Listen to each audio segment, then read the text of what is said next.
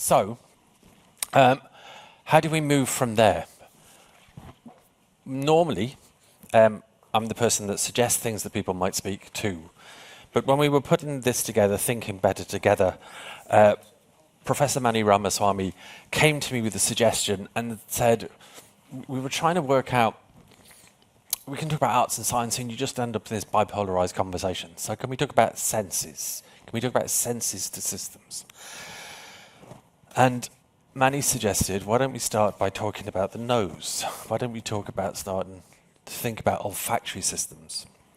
Because they're the ones that we maybe pay least attention to, and we are maybe more connected already than we think we might think we are. So I'm going to hand over to Professor Mani Ramaswamy. Thank you very much.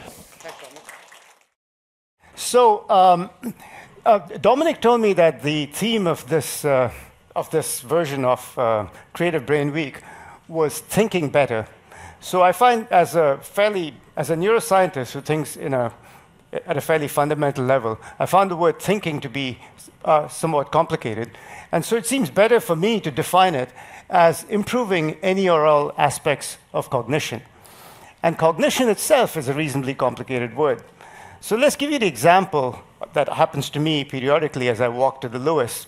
From the corner of my eye, or corner of your eye, you may notice a bird that's sitting on the side of a bush. So this is detected at multiple levels, detected by your eyes with vision, and early in the visual pathway, the retina and the next steps, you detect colors, edges, and a shape, and you say, oh, there's an object. At the next level of perception, it's identified as a living creature or as a bird. At this point, there's a subconscious or conscious deliberation. Do I have time or interest to stop and look at it more closely? If you know what the bird is, as I do, it happens to be a green finch, I draw up my memory to say, oh, that's a green finch. If you don't, you might look and try to learn from your app or from somebody that is a green finch, and then you decide, is it unusual or is it not? If it's unusual, do I stop and take a photograph of it? So all of these different steps are essentially different aspects of cognition. And it's possible to get better at any and all aspects of cognition with practice and attention. So if you walk with a bird watcher, a really expert birder, you'll find them to be extraordinarily good at each one of these different steps. So how does this happen in the brain?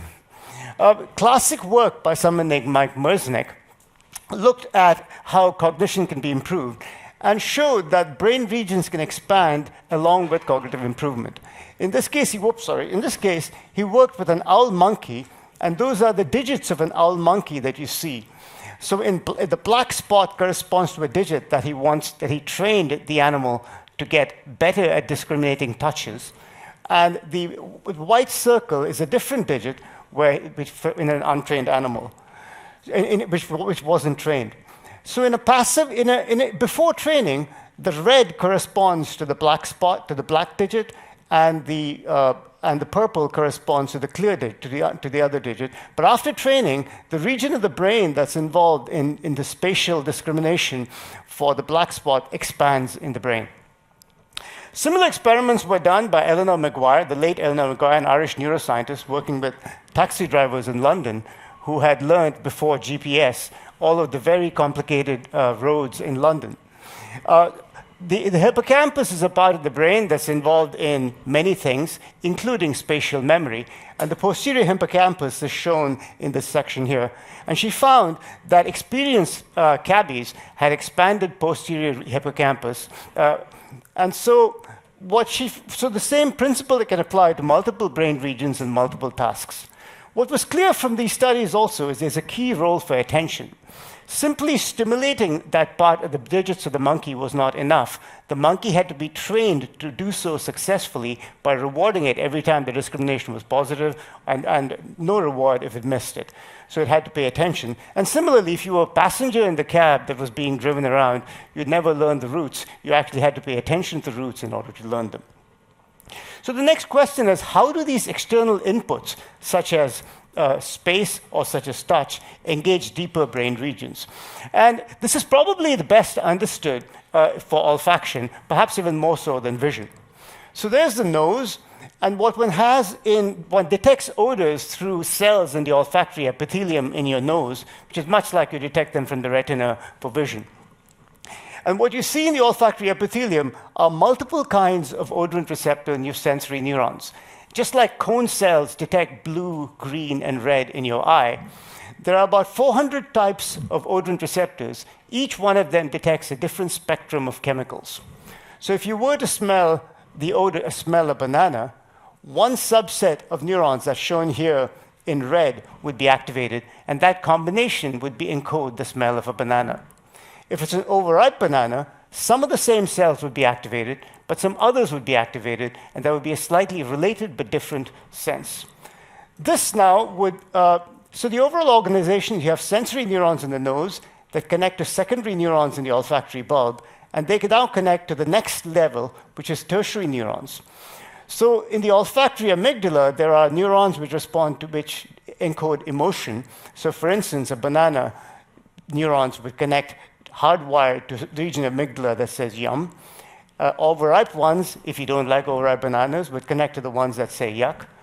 But something else, for instance, a rose, might simply say lovely, wouldn't inspire eating. So there are different forms of emotion that are encoded by these odors. Other things that are neutral, such as soap, would also have identity. So there's a different part of the brain called the piriform cortex encodes identity, recognition, and also memory. So what's interesting about olfaction, of course, is that you can also improve your abilities for olfaction. So a dog that is trailing a pheasant, if it's left at one end, would follow the path of the pheasant by zigzagging, and every time the odor got weaker, it would come back onto the main track and eventually found the pheasant. So we are thought to be not so good at this, but in Berkeley there was a very nice experiment done with undergraduate students. But there was a chocolate oil trail was drawn across the lawn. They had eye masks on and also headphones and also earphones on, so they had to focus. And they followed exactly the same strategy to eventually find the chocolate at the end of it. And what was interesting is that after a few days of practice, they got much better at this task as well. So that's really an introduction to talks by two experts who know much more about the two basic aspects of this. Paul Dockree is a professor in the psychology department who's done extremely different things. One of them, for instance, is on recovery from stroke. Another one is on mind wandering. And what he's been working on most is on the opposite of mind wandering, which is the mechanism of attention that he's going to talk to you about. And we also have Harriet Tindal, who is a master of wine. For those of you who don't know, there are probably a million practicing sommeliers, but there's only about 400 masters of wine, so it's rarefied territory, and we're very lucky to have her here. And the overall lesson that I hope you'll get, although we'll be talking about attention today, is that one can get better at pretty much anything with attention, practice, and time at all ages. But the focus is going to be today in this session on olfaction. Thanks.